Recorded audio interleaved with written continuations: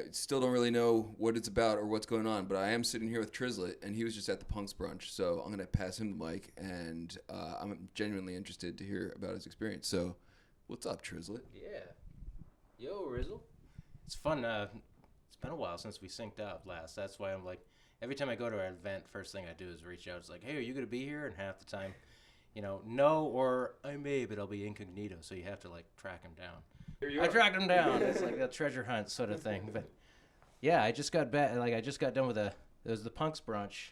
Yeah. So that's the punks do the exclusive punks brunch at all these conferences where anybody who owns a punk gets like a special access.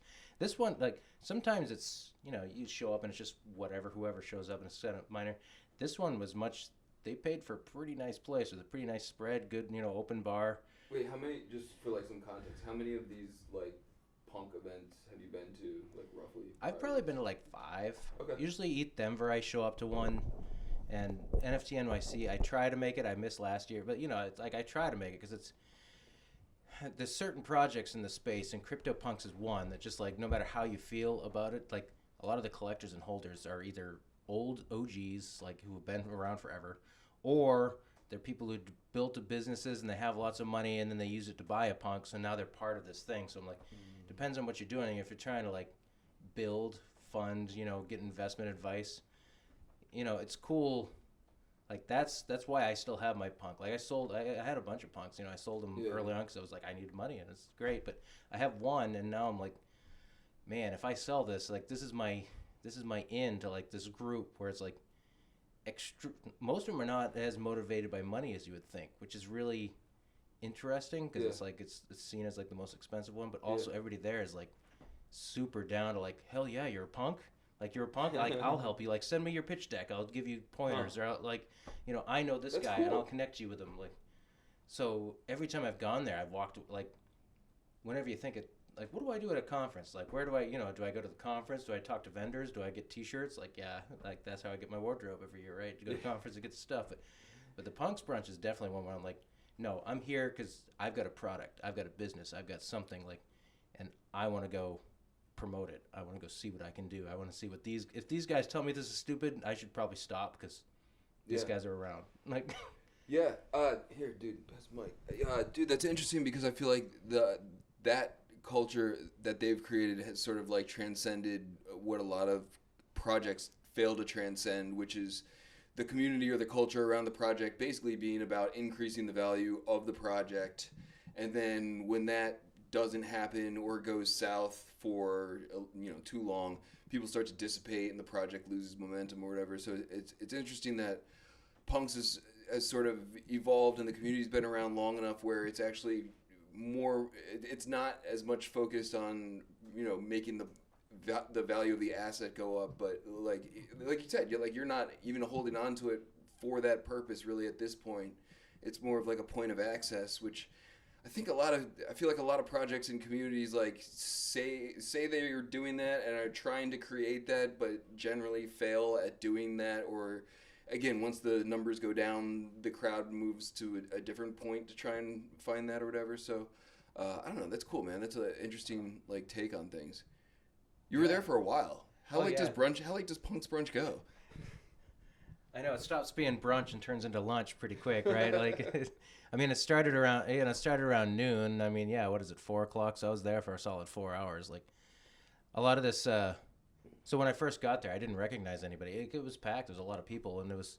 So I'm assuming either we're so used to everybody's like animal PFP or whatever the hell. Like, so I'm like, I bet you I probably know half the people in the room, but I don't know them because I can. Probably. And now I feel awkward, and I don't want to ask, you know. But then.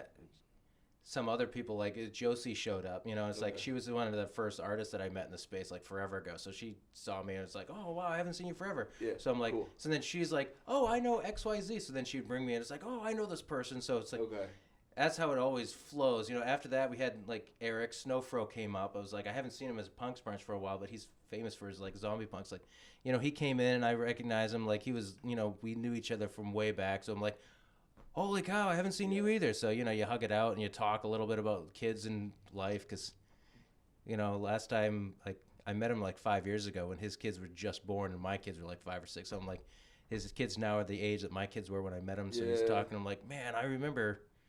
And Josie's saying like she just had her second kid, but they're still toddlers. I'm like, now Snowfro's giving her advice, and I'm like, I remember telling him like, it's crazy. Like that's Dude, it just is fun. crazy. Like, but yeah, then once they start going out, actually, I had a cool story. There was one guy I met. He goes by the name of Derek.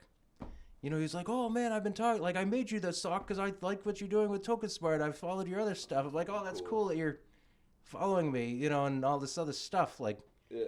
And he's like, yeah, I made it for you because I like the vibes and stuff. And it's like, oh, first thing I'm like, you should make this an NFT. You should sell it. And he's like, everybody says that. And I'm like, no, screw that. I don't want to do that. He's like, I don't want to make money. Yeah, I just want to make goofy pictures and I want to share it with my friends. And then we can all LARP and, I was like, man, that's incredibly cool. Like, first thing my mind comes to, you should monetize this. You should, right? Oh, this is my hobby. Well, you should make money off that. I'm like, no, like, it stops being fun. It's like, no. He's like, I've got other art projects. Like, I'm an artist. I'm trying to explore, do other stuff. Like, I don't want to monetize this because it'll stop being fun.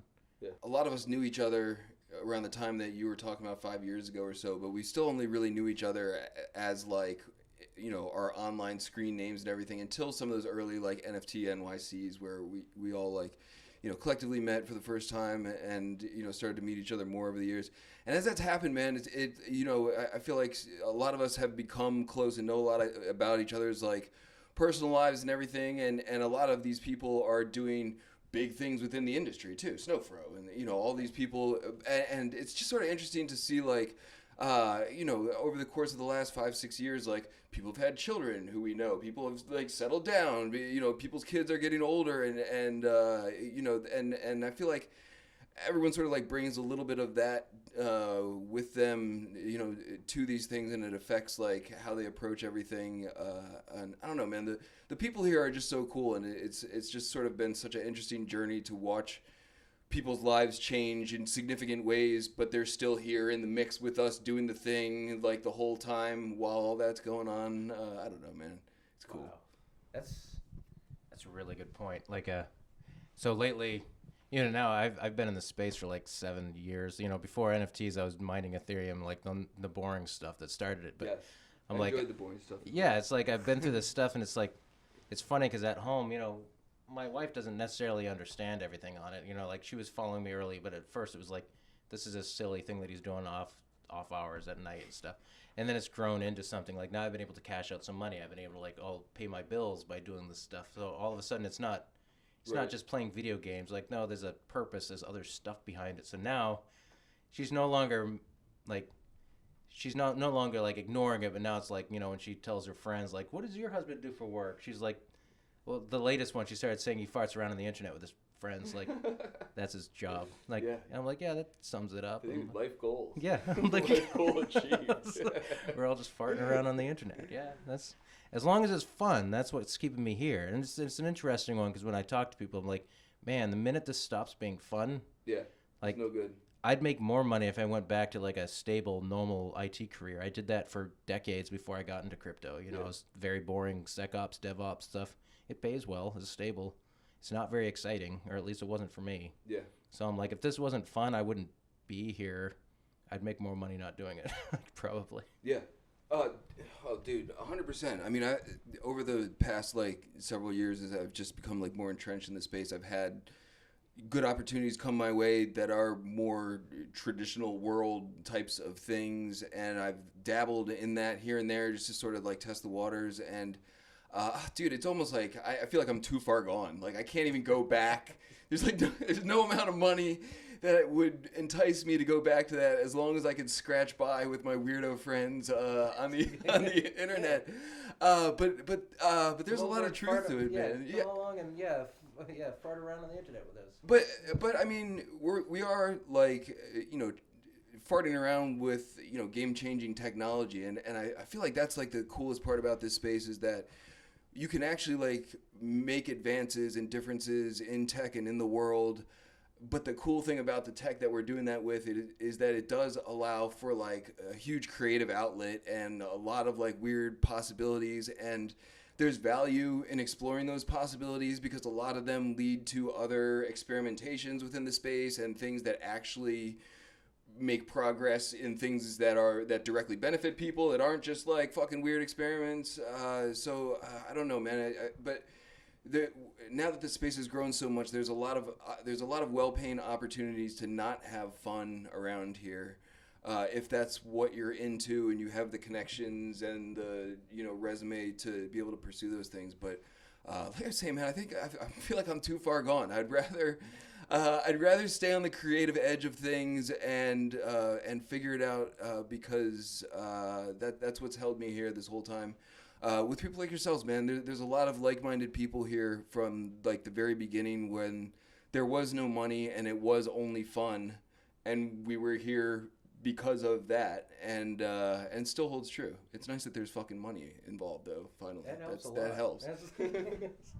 Yeah, that definitely helps. Everybody likes making money and not having to starve and stuff. Yeah. Like, that's great. But yeah, no, it's going back to the point before. It's funny talking about like, because now when I bring up names that like the newer folks coming in and people talk, like you bring up some of these names, they're like, holy shit, Jimmy, them. I'm like, oh yeah. It's like, yeah, I know him. It's like I helped him move into his house. I lived with him. Like I moved in with him for like a month. Explored his attic. Right, we were roommates, and Rizzle and I got lost in his attic, and then we got like crashed. Yeah, it's like, yeah, I know him pretty well.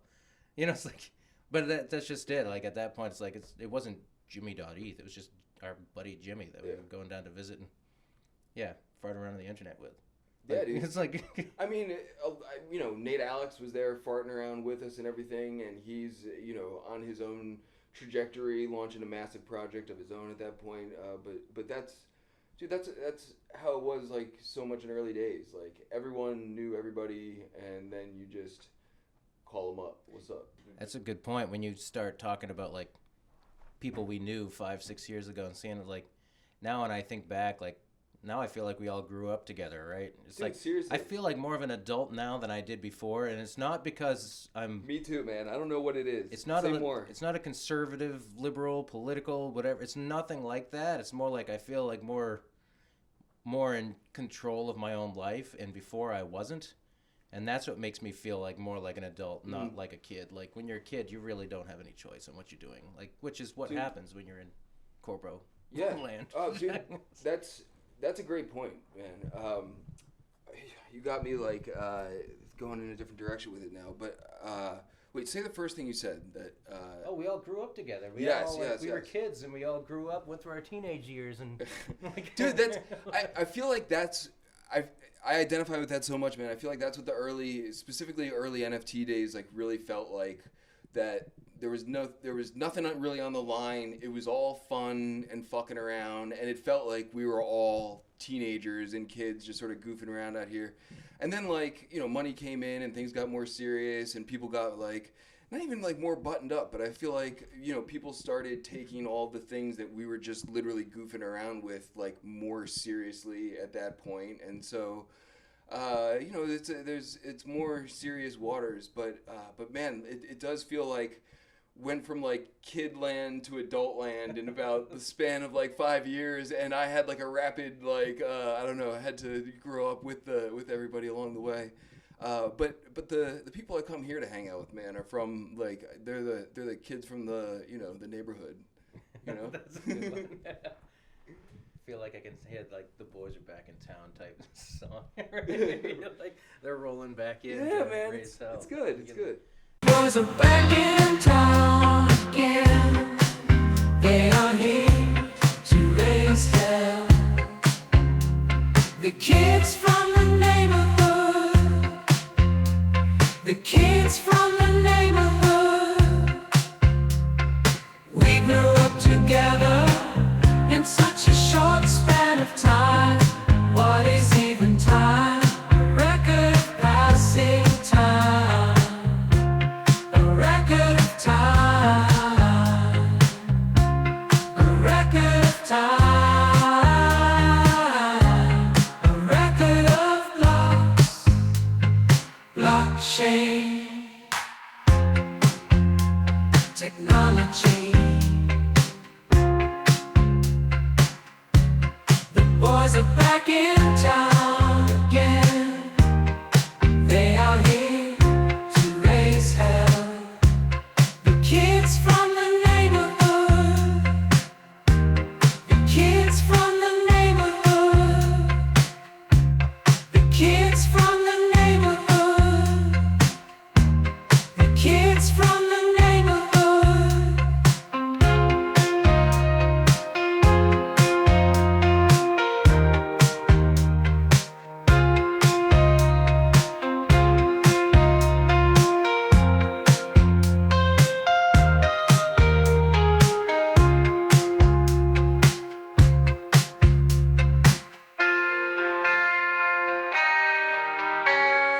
boys are back in town again.